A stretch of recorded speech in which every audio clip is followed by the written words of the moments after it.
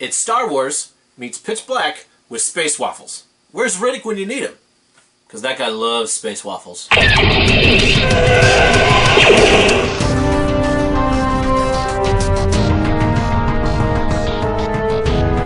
Welcome back to the Rebels Recap, right here on Positively Nerdy, and this time around it's the 6th episode, Out of Darkness, which might refer to the aliens who can't go into the light, but it also might refer to the fact that our two least explored characters, Hera and Sabine, finally get a little light shed on them. Out of Darkness is all about the Star Wars ladies. All the Star Wars ladies! All the Star Wars ladies. That means Lando can't be far behind. Before I get into Sabine and Hera and their adventure, I have to confess something. I am obsessed with Zeb and Ezra's relationship. That one is clearly for the kids. This is on Disney XD, it is marketed generally toward kids. But don't forget, Clone Wars is marketed more toward kids at the beginning too, and kind of grew up as the show went on. I'm feeling Rebels will probably do the same thing. But for now, it's very much a kid-friendly, if not kid-oriented kind of show. And Zeb and Ezra are a perfect example of that. You can throw in Chopper on that too.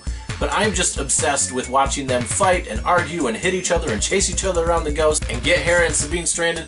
All of that. I think it's great. I don't know why I like it so much, I just do. Out of Darkness opens up with a clip that's been available online for quite some time, with Hera piloting the Phantom, that's the Ghost's little shuttlecraft, around some rock formations. There's TIE fighters there, Sabine and Ezra are making all their little jokes, Hera's telling them that they're not funny and she's got it under control, and the ship gets damaged in the process. So they go back to the Ghost, Zeb and Ezra are charged with fixing it, and they don't, because they screw around and crack me and every 6-year-old up. I'm on par with 6-year-olds, what can I say? And because Zeb would rather go eat some space waffles, they don't actually finish the repairs. But Hera and Sabine don't know that and head off on yet another mission. We find out Sabine is sick of being left out of the loop. Everything is done by Hera and Kanan, and nobody else knows much of anything.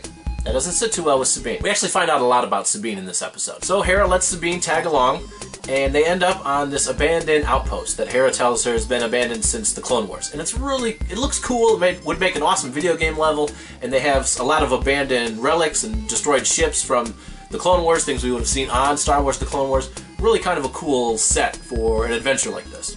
And before long, we get some monsters showing up, because this is Star Wars after all, and big giant monsters are kind of how we do things in that galaxy far, far away. The monsters, it turns out, are hurt by bright light.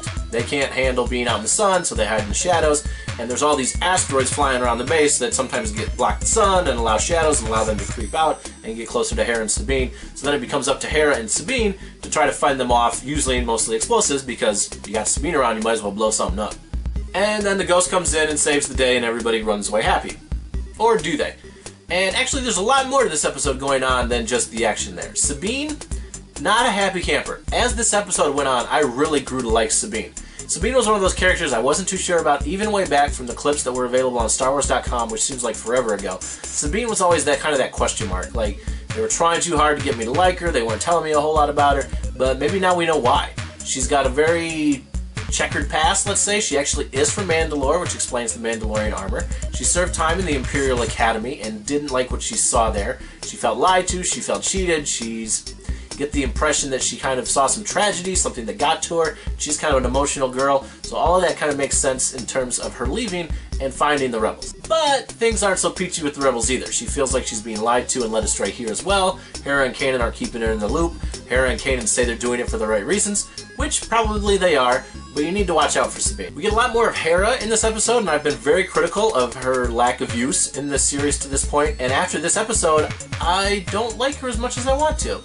I'm not sure if it's her jokes, which aren't all that funny, or the fact that she's just a character that I'm not really buying into, but the more I've learned about Hera in this episode, the less I've liked her. And we are reminded once again in this episode there's at least one person on board the Ghost who'd like to get a little bit closer to Sabine, but Sabine doesn't want him to get too close, and that's Ezra. His little puppy love crush, whatever it is he's got on Sabine, cracks me up every single time. He thinks he's so smooth and so clever, and Sabine should be so into him, and she's just not. Remember when I said they need to watch out for Sabine? Well, just between me and you, they need to watch out for Sabine, because at some point in the very near future, this girl's gonna turn on this group. Mark my words. They don't trust her, or at least they're not showing that they trust her. She doesn't trust them.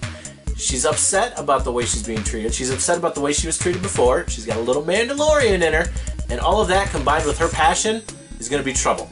I don't know if she's gonna do it on purpose, but mark my words, Sabine is gonna sell this group out at some point. But maybe I'm just crazy. What do I know? So there you have it, Rebels fans. That was Out of Darkness and my insane opinion on some things we might be seeing in the very near future. Let me know what you thought of my insane opinion, as well as the episode in general, in the comments below.